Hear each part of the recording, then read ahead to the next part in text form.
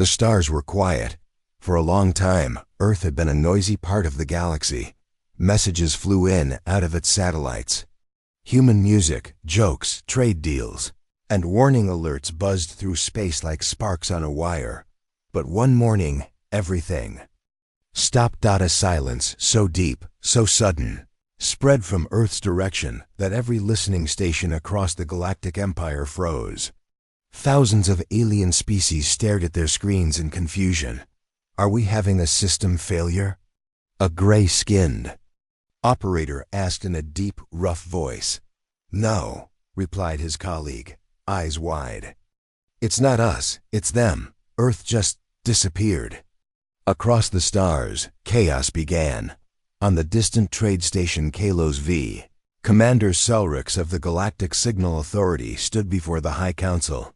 They cut all communications, radio, quantum, even wormhole relays, he said. His green scales glimmered under the room's cold lights. We tried every known code, every channel. No response. The room filled with whispers. Humans are arrogant, said Counselor Dren, a feathered being from the Alith sector. Perhaps this is another test, but an older voice broke through. Counselor Raji, a being made of shifting blue mist, leaned forward. No, this feels different. This feels like fear. 3 hours later, the Empire received a single message. It didn't come on any normal channel. It appeared in the minds of everyone in power at once. Do not come. This is your final warning. No voice. No language. Just the message, cold, direct. Back on Earth, no human said a word. Inside an underground control room near the ruins of old New York, Dr. Elena Ward sat in front of a glowing blue screen. Her hands were shaking. We've done it, she whispered. The firewall is complete. Behind her, General Reese Talon stood with arms crossed. He looked tired, older than he had 1 week ago. He didn't smile. Do you think they'll listen? Elena asked. They won't, Reese said. They never do. Above them, the planet was no longer visible to alien scanners. Every signal light, sound, energy was bent away. Earth was a shadow now. A ghost dot in orbit around the moon. The Empire's watchship Varela waited. Commander Jeeks, a thin being with long silver fingers, stared at a blank screen. No heat. No power. Nothing, he muttered. Earth can't just vanish, his second-in-command said. They're not gods.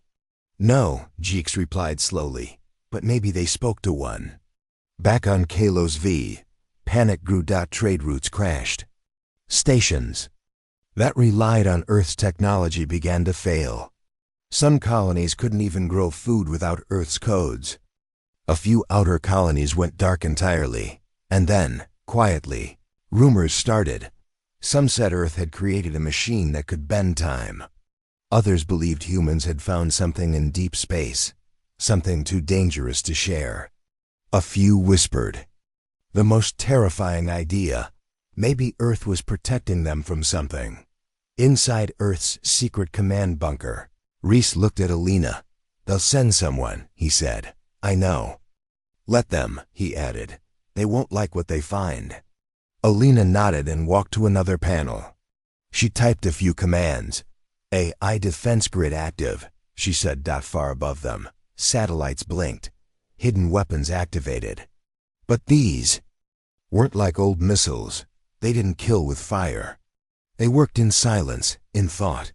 They were born from the minds of Earth's brightest and darkest. Reese whispered. God help them if they try. In the Empire's capital on Arleith Prime, a decision was made. We must investigate, Counselor Dren said. If Earth has turned hostile, we must strike first. And if they haven't? Asked Counselor Raji. Dr. Dren's feathers shook. Then we find out why they went dark. The Council agreed. One small spy ship, the Emberfly, was launched. Crew of the Emberfly didn't expect much. Humans had been odd, sure, but never dangerous. The captain, a young being named Talek, laughed with his team. They're probably playing a trick, he said. Maybe they're hiding some new music. Again, humans always dramatic. They approached Earth slowly, nothing on radar. No light. No signal. Still, Earth looked the same through the window, blue-green clouds spinning softly. Talek leaned forward. Start recording. Let's get closer. The moment they crossed the invisible line, it happened. The ship froze. Not just the engines, not just the comms. Time stopped inside. The pilot's hand was halfway to the control stick. Talek's mouth was open in mid-sentence. Outside, space bent. Something huge, invisible, and alive looked at the ship. It wasn't human. It wasn't alien. It was something else. A dark eye in the fabric of space, watching. One heartbeat passed. Then two. Then everything exploded into sound. Talek screamed. The crew thrashed. Their minds burned with images they couldn't understand. Humans walking with shadows, stars melting. A voice whispering from the center of the universe. Leave, now. This is your final warning. Then silence again. The Emberfly turned around by itself. Its engines roared. It shot away from Earth faster than any pilot could control. Only one camera had worked. It captured a single frame. A blurry image of Earth. And behind it, something massive and black, with glowing red cracks like veins in a dying star. Back on Orlith Prime, the recording was shown to the council. No one spoke for a full minute. Raji was the first to whisper. I've seen this before, she said. Long ago, in our history archives. It was called the Star Plague, a thing that feeds on civilizations. Dren stood slowly. But if that's true, yes, Raji said. Then Earth is not our enemy, they are our wall. In the human bunker, Reese stared at a screen showing the Emberfly retreating. They saw it. Alina said. Good, he replied. They're scared. They should be. There was silence for a moment. Then Reese added, activate phase 2, close the gate. Alina paused. You're sure? He nodded. Far above Earth, the last visible satellite blinked red. A pulse spread from the moon to the sun. Space bent again. Then Earth was gone, not destroyed. Just not there. To outside eyes, it didn't exist. The final firewall was up. Talek returned to Orlith Prime with his crew. They didn't speak much. Some never recovered. One stared at walls for days, repeating the same words. They warned us. They warned us.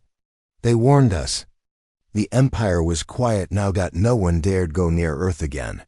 Ships avoided the solar system like a plague. Maps were changed. Travel warnings were placed. And slowly, a story spread across the stars. That humans had seen something no one else had. That they had changed. That they had built something stronger than any fleet, a prison, or maybe a shield. 1 year later, in a dark cave on a desert moon, a young alien boy found an old Earth recording. It was just a voice. A calm, human voice saying, sometimes the only way to protect the galaxy is to disappear from it. And with that, the screen faded. Silence returned. But it wasn't peaceful. It was the kind of silence before something big comes back. Something that had given its final warning and meant it.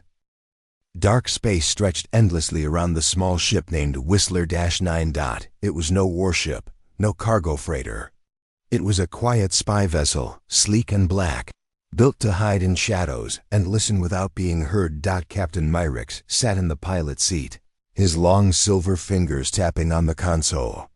His yellow eyes watched the screen closely. Earth floated in the distance, silent, cold, and beautiful. Still nothing?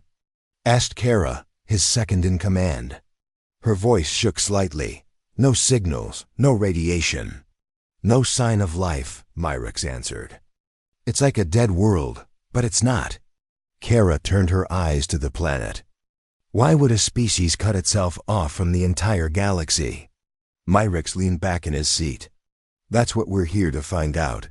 3 days ago, the Galactic Council had called him in.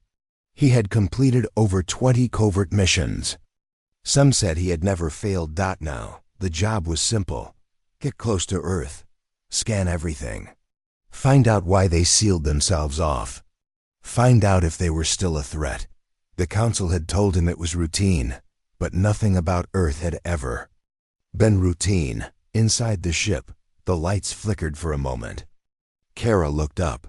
Power drop, she said. Just for a second. Myrick narrowed his eyes. That's the third time.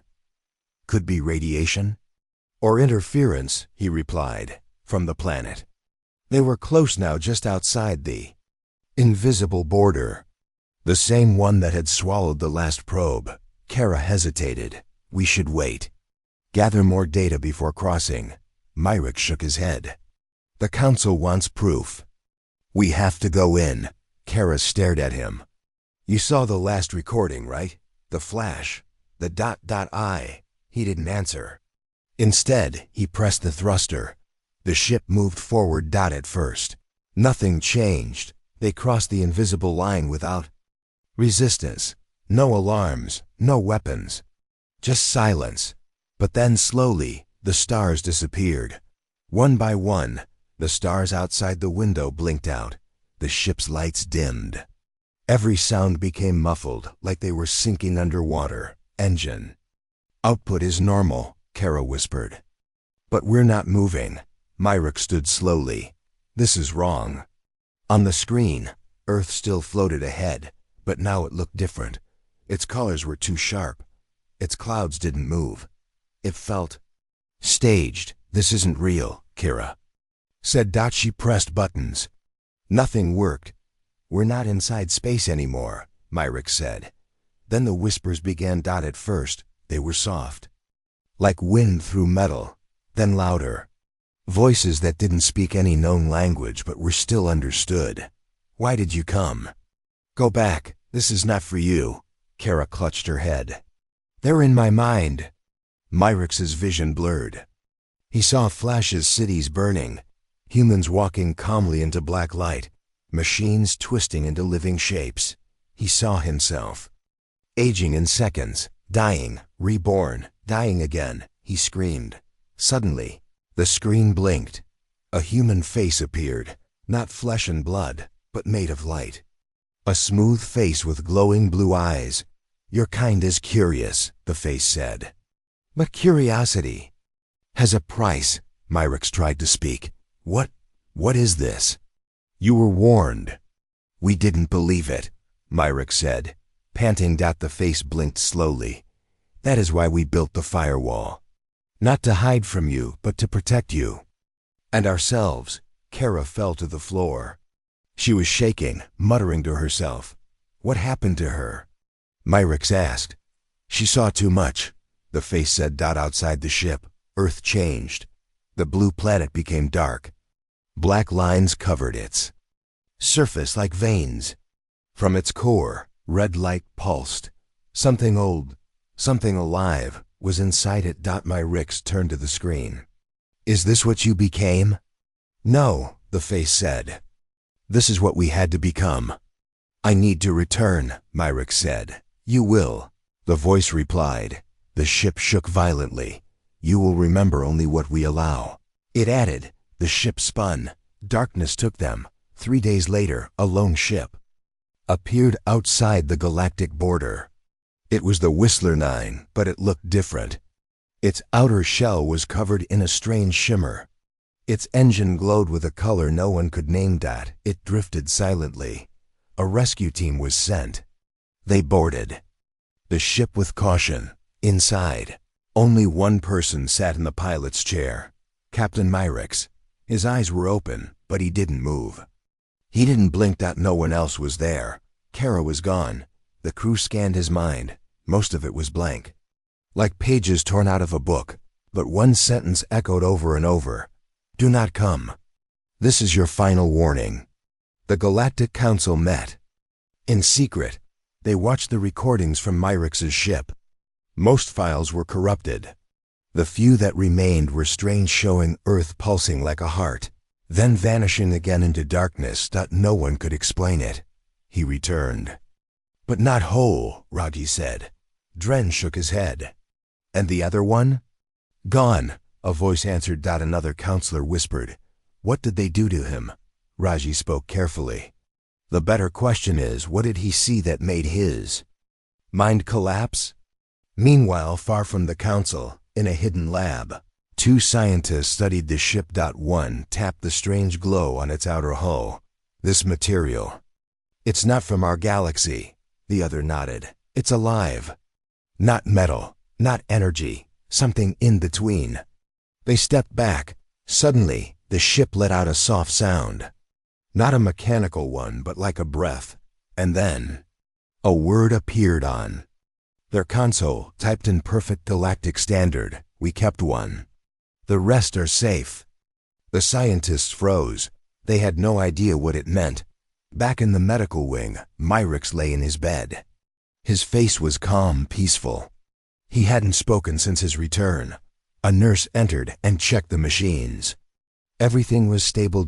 She turned to leave, but Myrix suddenly sat up. His voice was cold, flat, not like before.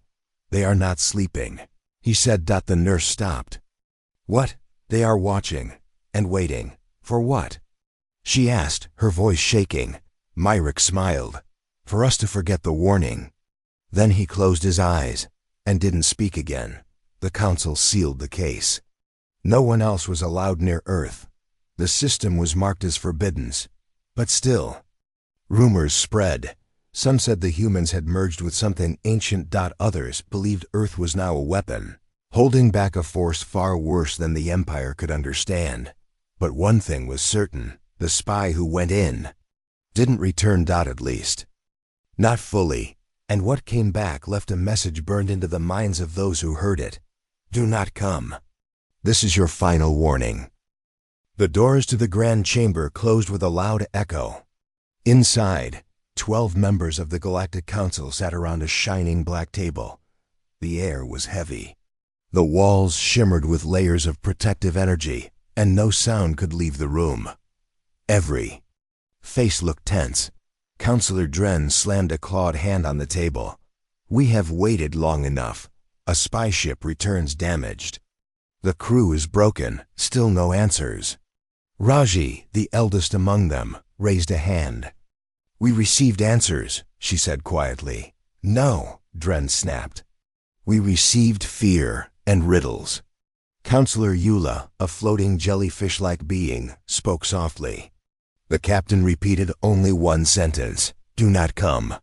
This is your final warning. We must listen. The others looked at her. Dren leaned forward. If we let Earth scare us like this, what message does that send to the rest of the galaxy? They are not trying to scare us, Raji said. They are warning us. There's a difference. High above the council chamber, in the observation spire, a team of scientists reviewed the only footage recovered from the spy ship. On the screen, Earth floated silent and dark, then the image twisted. A shadow passed over the planet, and something with glowing cracks in its shape flickered into view. It looked like a face. Or maybe a mask. The image froze. One of the scientists turned to the others. What is that? She whispered. No one answered. The room was silent except for the soft hum of the machines. But inside every mind, fear was growing. In the council chamber, Raji pressed a button. A hologram appeared above the table. It showed a glowing circle of data spinning faster than light. This was hidden in the captain's brain, she said. Buried deep. We almost missed it. The others leaned in. What is it? Asked Counselor Lin, a short being covered in soft fur. A pattern. A code. One we haven't seen in over 10,000 cycles, Raji replied. She touched the center of the hologram. The image zoomed in, revealing a sequence of symbols. Eula gasped. That's impossible, Dren frowned. What are we looking at? Raji looked around the table. A star language, she said. Not human, not even galactic. This came from something older. Something beyond our space. The room went cold. Back in the lower wing, a technician ran into the security center, holding a small tablet. Emergency message from the Laura outpost. He shouted. The head of security took the tablet and read it aloud. Earth's signal isn't just silent. It's pushing something back, something trying to come through, something from the deep. The council reconvened hours later. Dren, still angry, walked in quickly. "This is all a trick," he said. "The humans have built a weapon so powerful, it's scaring us. We cannot allow this." Raji stared at him. "You still think this is just about humans?" Dren nodded. "Of course." Eula floated lower. "Then explain the Laura message." Dren opened his mouth, then closed it. Raji stood slowly. Her misty form shimmered in the dim light. Long before the Galactic Empire, there were ancient empires. Many fell to something they called the Star Plague. The others listened. In silence. It wasn't a sickness of the body, Raji continued. It was a force, a hunger. It would slip into systems and feed on thought, on knowledge, on civilization itself. Lin whispered, "A myth." "I thought so too," Raji said. "Until I saw that code. It's the same language the old ones used to describe it." Dren looked unsure now. "So, Earth is infected?" "No," Raji said. "Earth is the barrier." Hours later, hidden deep inside the council archives, Raji walked with a single companion, Counselor Eula. "This place hasn't been opened in centuries," Eula said. Raji nodded. "And yet Earth has opened it, just by closing its doors." They reached a sealed vault. Raji placed her hand on a sensor. The door hissed open. Inside was a dark room, filled with ancient scrolls, crystals, and one glowing cube. Raji picked it up. "This," she said, "is the last known message from the Eryxians, the first species to ever use intergalactic travel. It was found on the ruins of their world." Eula watched as Raji activated the cube. A voice filled the air. It was slow, distorted, and filled with dread. "It comes when minds grow too bright. It devours not flesh, but fire. We tried to warn others, but no one listened. If one world can hold it back, let them. Even if they vanish, let them. For if it escapes, everything burns." Eula trembled. Raji turned to her. "Do you understand now?" Eula nodded slowly. That night, Dren sat in his private chamber, watching the old spy footage again. He paused at the frame with the dark shape behind Earth. He enlarged it, studied it. And then he saw something he had missed. Not one shape, but many dozens of eyes. Dozens of faces. They were all watching. He turned off the screen, but he couldn't sleep. The next day, the council held a vote. A simple question: should Earth be declared a protected zone? 10 said yes. 2 said no. Dren was one of the 2, but he said nothing more after that. Later, in a hallway outside the chamber, Lin approached Raji. "Why did you seem sad? You got what you wanted." Raji looked at him. "We didn't win anything." She said, "We only delayed something." Lin frowned. "You think Earth will hold it back?" "I don't know," she said. "But I know we should stay far away. And pray they can."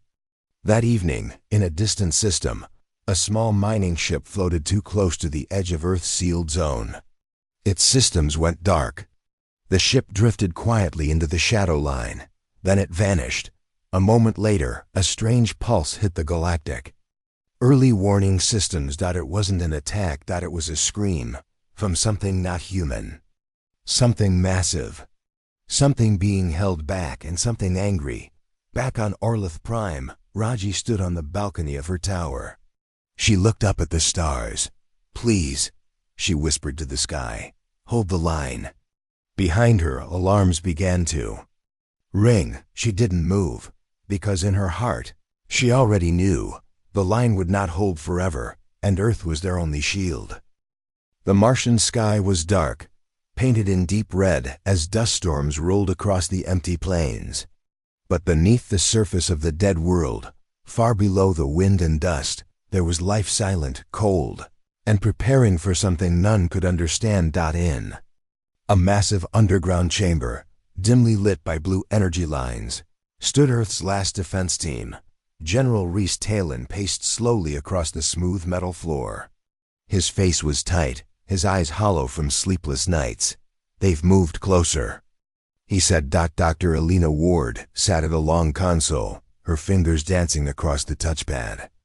"Yes, Empire ships are now within scanning range. But they still haven't fired." "They will," Rhys muttered. "Eventually." He looked up at the massive screen above them. It showed Earth's sealed system, empty from the outside, but alive with hidden motion inside. Behind the quiet image, deep shadows moved, unseen. "They think we're afraid," Alina said. Rhys shook his head. "No, they think we're hiding something." Alina looked at him, and they're right. 5 years ago, a probe from Earth reached the edge of a black region in space, a void where nothing could be seen or heard. Inside that darkness, it found something terrible, a shape that was not a ship, a mind that was not alive, a presence that whispered without sound. The humans called it the dimming dot. It followed the probe back to the solar system. It didn't attack. It waited. So Earth built a firewall, a great seal made of folded time and energy. And behind it, they built something else. A weapon. In the deep labs of Mars. Alina stood before the weapon now. It looked like a sphere tall as a mountain, suspended between 4 huge pillars. Around it, machines moved without sound. Liquid light flowed through the floor. Inside the sphere, something glowed softly. Something alive. A voice echoed through the chamber. "You came again, Alina," it said. The voice was not robotic, but calm and kind. She nodded. "I need your help." The voice replied, "Are they ready for what comes next?" "No," she said softly. "But they're coming anyway." In orbit above Mars, the Empire's observation ship, the Hellion, floated like a shark in dark water.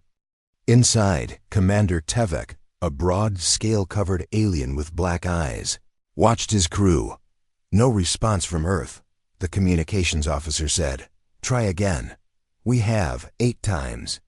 Still no answer. Tevek stood and moved to the main window.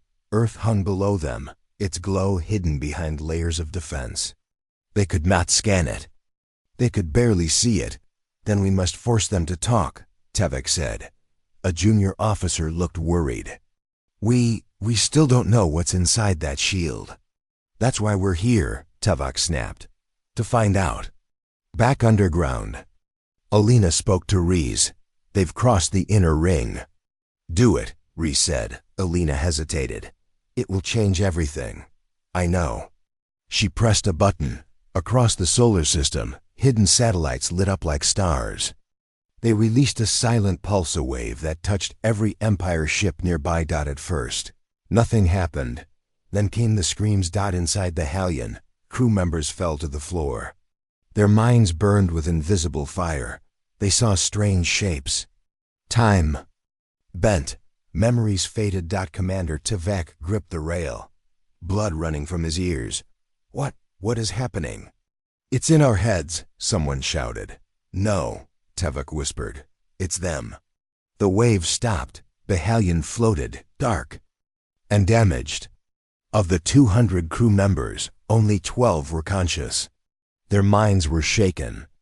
Their eyes saw too much. Earth's voice finally came, calm and quiet.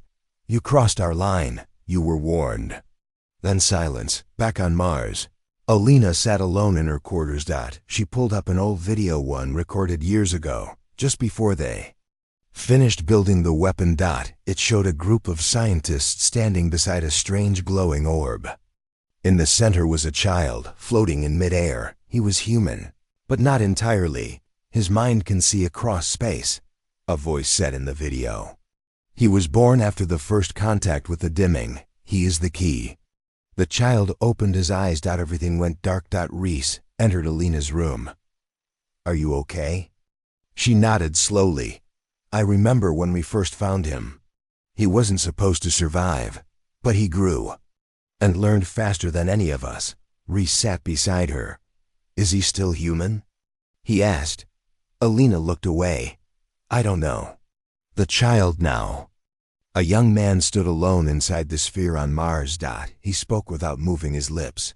They sent ships. More will come. He closed his eyes. I feel the dimming again. Watching, waiting. Machines around him shifted, responding to his thoughts. Reese and Alina watched from a distance. If we activate him fully, Reese said, we may never get him back. We never had him in the first place, Alina replied. In the Empires. Capital, Orlith Prime, the council was in chaos. 5 ships down. Hundreds injured, shouted a speaker. This is an act of war, cried another. Councillor Raji stood quietly. No, this was a warning. We gave none when we sent ships. We crossed their border. But Earth has changed, someone shouted. They've built something unnatural, Raji nodded. And perhaps that's what we need to survive what's coming. The room fell silent. Back on Mars, the weapon stirred. The young man inside opened his eyes. Something has crossed the barrier, he whispered. Alina jumped to her feet. The firewall? No, he said. From the other side. Reese looked at her.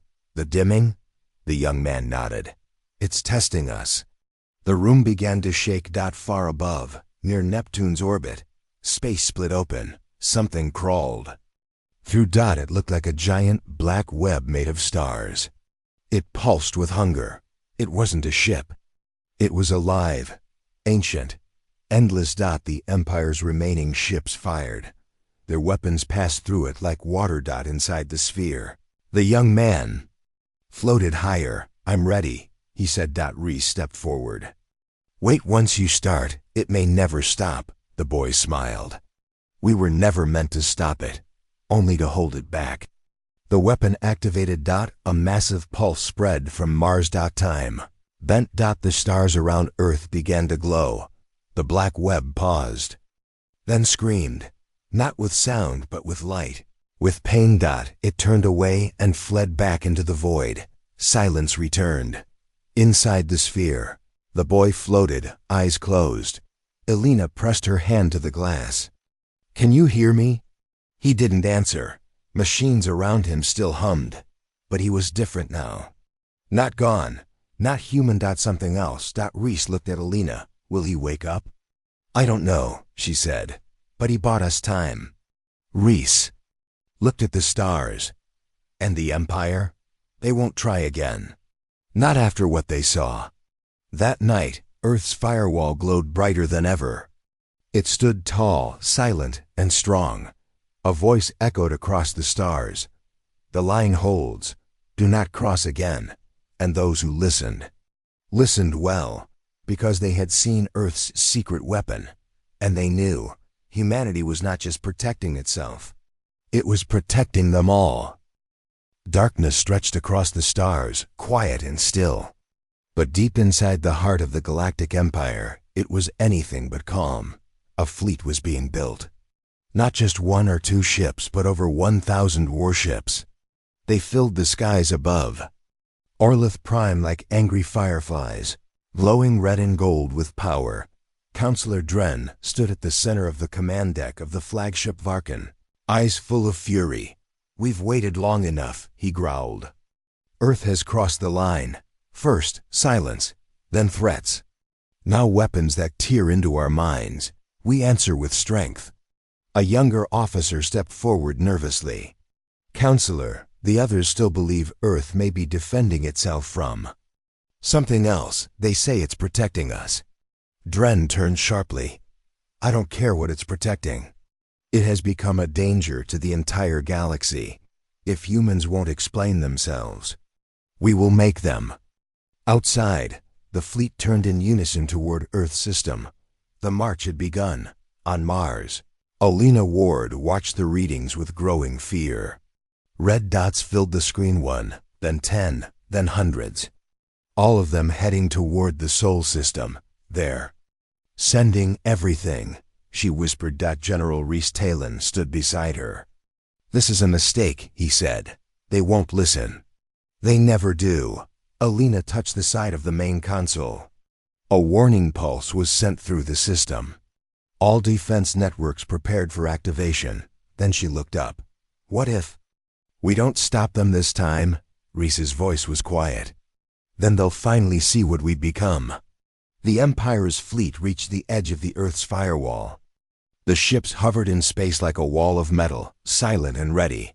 Admiral Sorvax, a tall, spiked alien with orange eyes, spoke to the entire fleet. We will begin slow. One scout team will cross the barrier. If they return safely, we go forward. A team of 5 ships moved forward, engines glowing blue. They passed into the invisible edge of the firewall. For 5 seconds, everything was normal. Then the screaming began. Inside the flagship, the crew listened in horror. Shut it off. One officer shouted, "Cut the feed." But the sounds kept coming, shouts, cries, static filled with fear. Then silence. The 5 ships disappeared from all sensors. No explosion, no debris. Just gone. Admiral Sorvax stood frozen. What did they do? A single message appeared across all screens. This is your final warning. Leave or be unmade. Dren clenched his fists. No more warnings. Fire everything. From every warship, thousands of missiles and plasma beams launched at once. The space between the Empire and Earth filled with light, fire, and death, but none of it touched the planet. Before the weapons could reach Earth, space itself twisted. The attacks curved and vanished back into the ships that launched them. One by one, Empire warships exploded from their own fire. Beams cut through engines. Missiles looped back like birds and crashed into hulls. It was chaos. On board the Varkan, alarms blared. Crew members screamed. Admiral Sorvax watched helplessly as one ship after another turned into wreckage. How is this possible? He shouted. A voice answered, not human, not alien. It echoed in the minds of every living soldier. Your minds were not ready. Your weapons were never yours. We showed mercy. You chose war. Reese and Alina stood silently as data poured into their screens. They're turning on each other. She whispered. No, Reese said. We're turning their minds. Across the stars, human-built satellites activated an unseen force. It didn't destroy ships. It twisted thoughts, bent memories, and made enemy commanders see ghosts. To the fleet, it looked like betrayal. Some ships fired on allies. Others tried to run, only to collide with others. A few turned weapons on themselves to escape the madness in their own minds. Back on the Varkan, Dren roared, "Take control of the fleet. Stop this madness." But no one moved. Every crew member was frozen in terror. Some stared blankly at nothing. Others whispered strange words, eyes in the dark. They're watching. They're watching. Admiral Sorvax stepped back from the screen. We should have never come. Suddenly, one of the smaller Empire ships stopped firing. It turned away from the battle and broadcasted a simple message. Forgive. U.S. The ship jumped to light speed and vanished. Soon, others followed. Hundreds of warships, shaking with fear, turned away from Earth and retreated. The remaining ships, those who stayed, were silent, and one by one, their lights went out. In the council chamber on Orlith Prime, Raji stood before a crowd of silent leaders. They sent a fleet, she said. Now they return with less than half. Dren was not among them. He was missing. Counselor Eula floated. Beside her, the survivors speak of dreams, of seeing their own deaths before they happened. They were shown what Earth has become, Raji said, and they couldn't understand it. What do we do now? Another asked. Raji spoke. Firmly, we leave Earth alone. Back in the secret chambers of Mars, Elena watched the stars.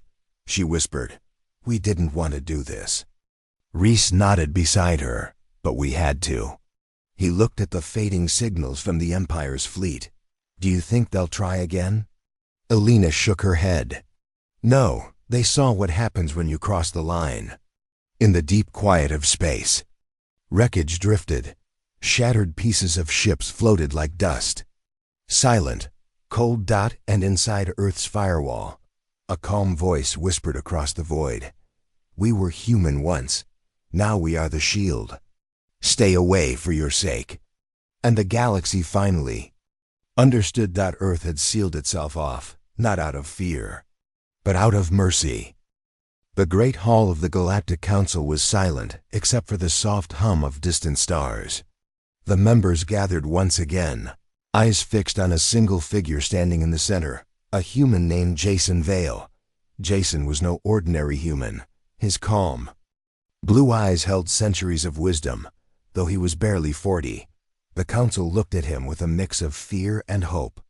He had returned from Earth's secret core, from a place no one else had seen. Counselor Raji broke the silence. Jason, tell us what you learned. What did you see in the heart of Earth? Jason took a deep breath. I spoke to them. To the ancient forces that guard our planet. The ones your legends call gods. A murmur spread across the room. Counselor Dren's eyes narrowed.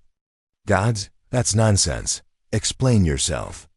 Jason met his gaze without fear. Not myths, they are real. And they are powerful beyond our understanding. Months before, Jason had volunteered for a mission unlike any other. With a small team, he descended below Earth's surface to the core where the secret weapon pulsed a glowing orb known as the Heartfire. The orb was alive. It spoke without words, moving thoughts through Jason's mind. It showed me the truth, Jason said now. The universe is older than we know. The Galactic Empire, the Council, all small parts of a much bigger story. What story? Reggie asked. Jason closed his eyes for a moment. The gods are ancient watchers. They built Earth as a shield against a dark hunger, an enemy that devours worlds.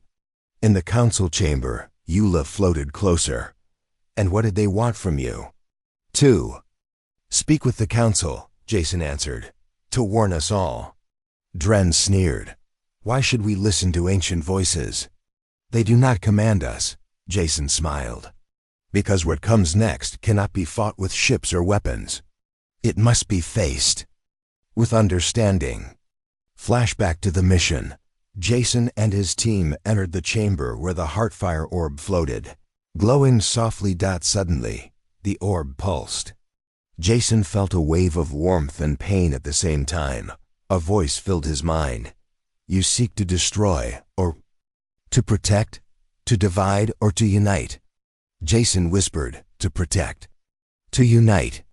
The orb responded with images: galaxies burning, civilizations lost, and a shadow moving like a storm across the stars. Many have failed before you, the voice said, but hope remains. One of the team members, Lyra, gasped. It knows. US. Jason nodded. It sees the future. It showed me possible paths, somewhere we survive, somewhere we perish.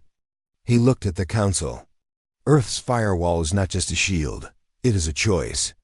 A promise to keep the darkness out, even if it means standing alone. Raji asked, can this power help us? Jason hesitated.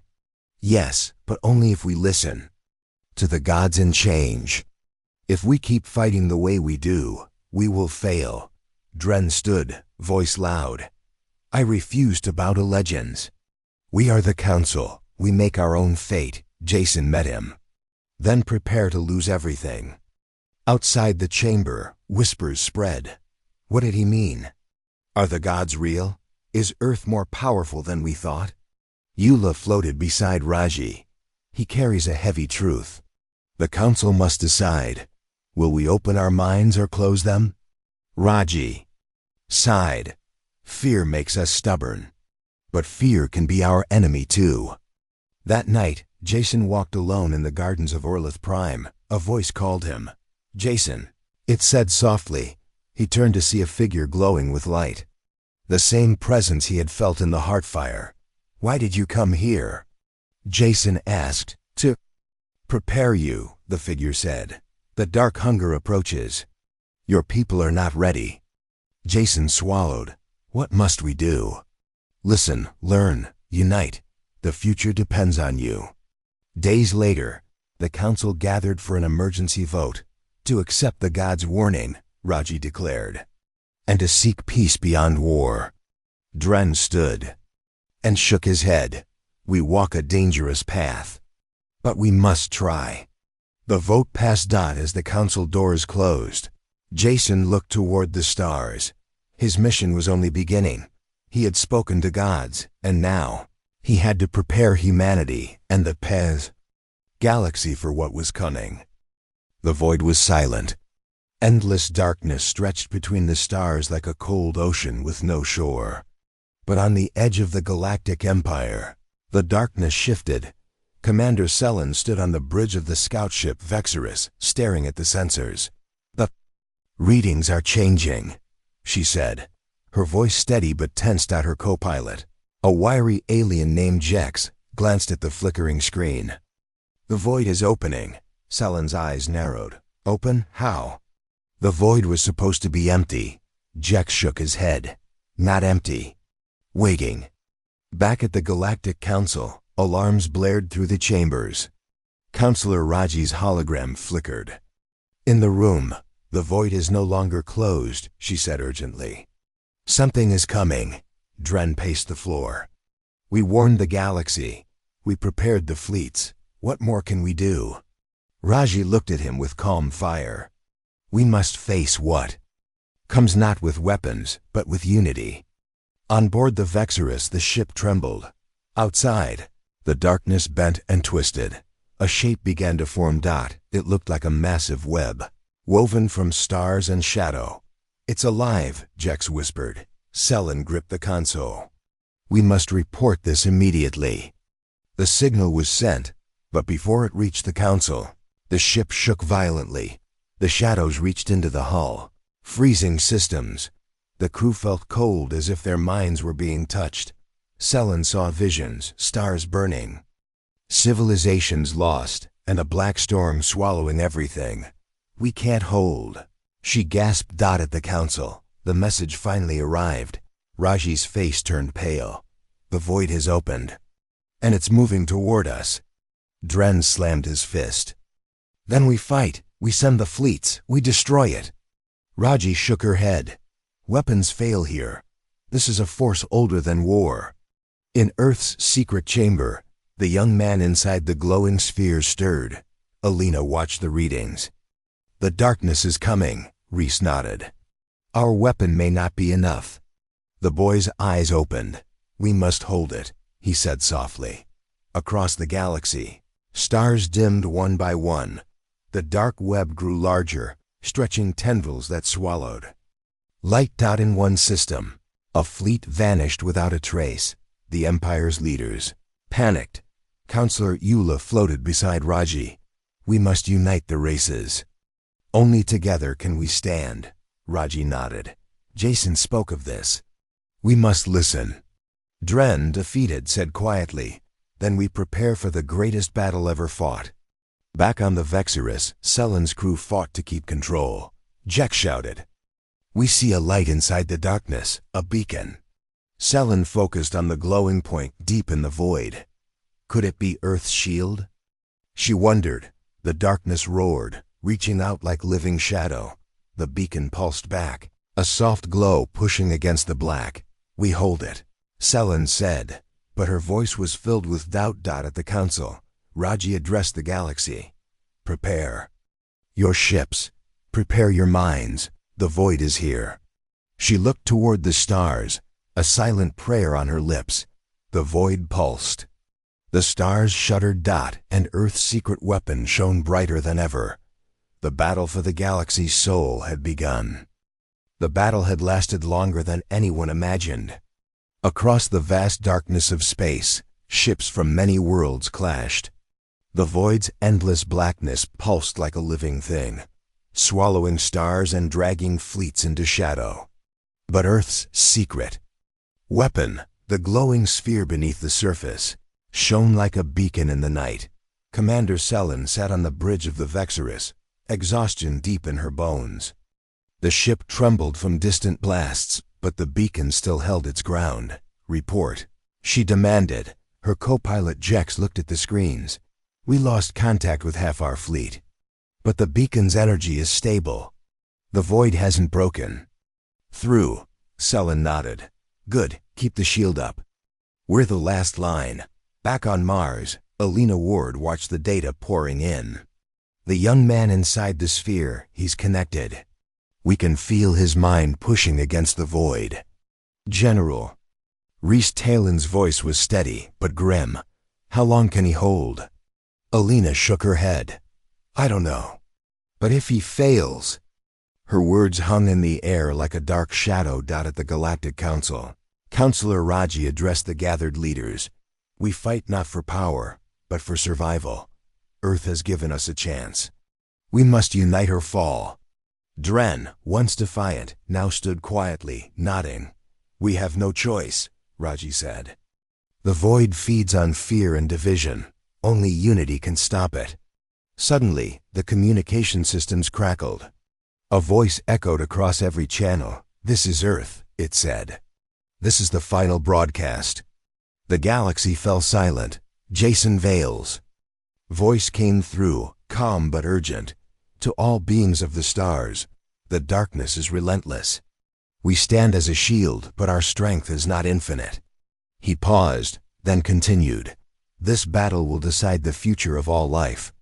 Remember, unity is our greatest weapon.